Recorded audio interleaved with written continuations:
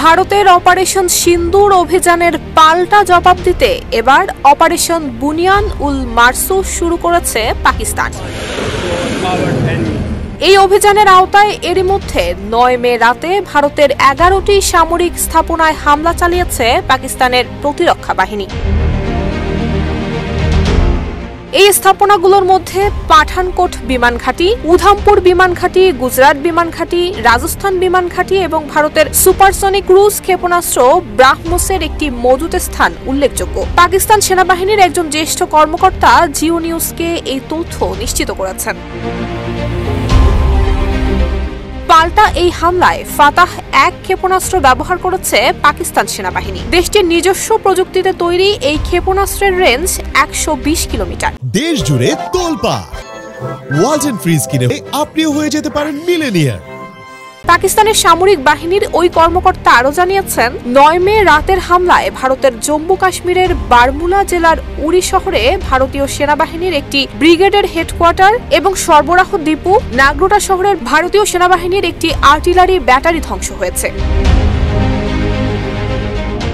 এছাড়া ভারতের পাঞ্জাবের আদমপুর বিমান ঘাঁটিতে মোতায়েন করা আকাশ প্রতিরক্ষা ব্যবস্থা S-400 সিস্টেমও ক্ষেপণাস্ত্র চালিয়ে ধ্বংস করেছে পাকিস্তানের বিমান বাহিনী। এই হামলায় ব্যবহার করা হয়েছে পাকিস্তানের বিমান বাহিনীর যুদ্ধ বিমান JF-17। এটিকেই হামলার সবচেয়ে বড় সাফল্য বলে উল্লেখ করেছেন পাকিস্তানের প্রতিরক্ষা বাহিনীর ওই কর্মকর্তা।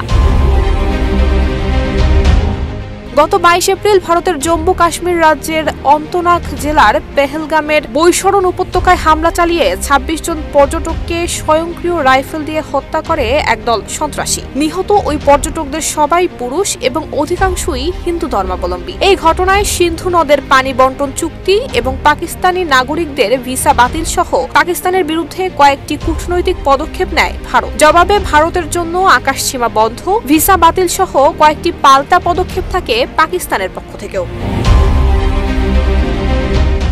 দুই দেশের মধ্যে চলমান এই উত্তেজনার মধ্যে ৭ মে পাকিস্তানের অধিকৃত কাশ্মীর সহ বিভিন্ন এলাকায় অপারেশন সিন্দুর নামে সংক্ষিপ্ত সেনা অভিযান পরিচালনা করে ভারতের প্রতিরক্ষা বাহিনী। নয়াদিল্লির তথ্য অনুযায়ী এই অভিযানে ৭০ জন পাকিস্তানি সন্ত্রাসী নিহত হয়েছে। তবে পাকিস্তানের দাবি নিহত হয়েছে ৩১ জন এবং আহত ৫৭ জন।